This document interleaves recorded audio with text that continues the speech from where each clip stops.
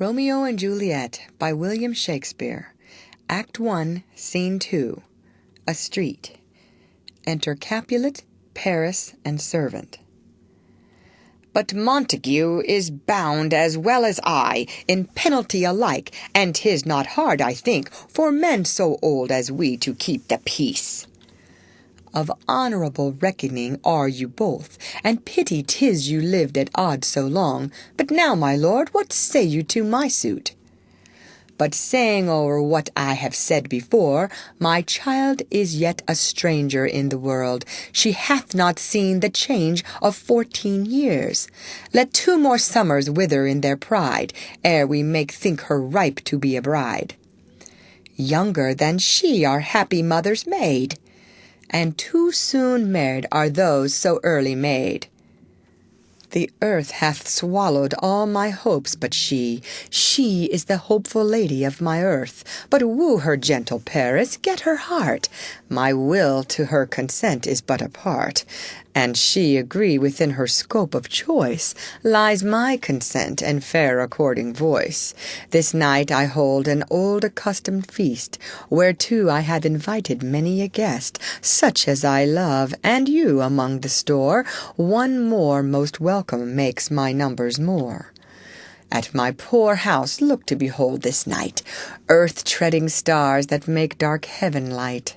Such comfort as do lusty young men feel, when well apparelled April on the heel of limping winter treads, even such delight among fresh female buds shall you this night inherit at my house. Hear all see, and like her most whose merit most shall be, which on more view of many mind being one, may stand in number, though in reckoning none.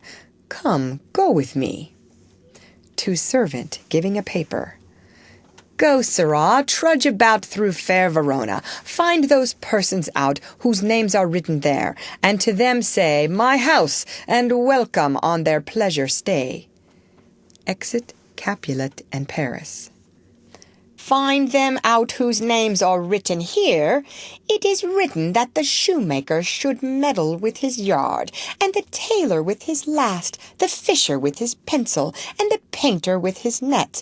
But I am sent to find those persons whose names are here writ, and can never find what names the writing person hath here writ. I must to the learned in good time.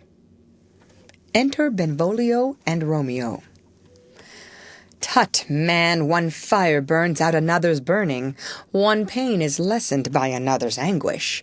Turn giddy, and behold by backward turning. One desperate grief cures with another's languish. Take thou some new infection to thy eye, and the rank poison of the old will die.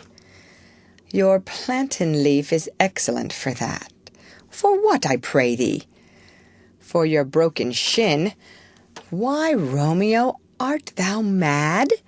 Not mad, but bound more than a madman is, shut up in prison, kept without my food, whipped and tormented, and God den, good fellow, God den, I pray, sir, can you read?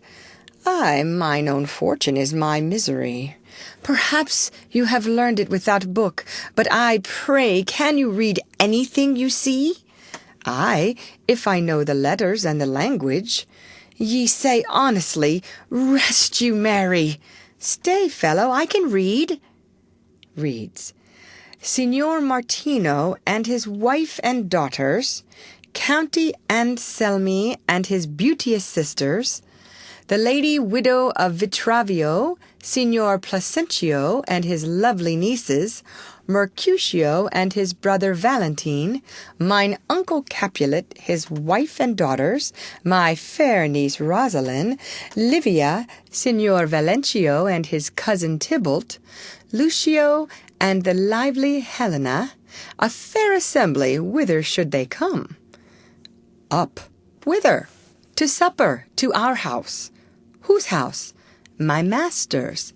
Indeed, I should have asked you that before.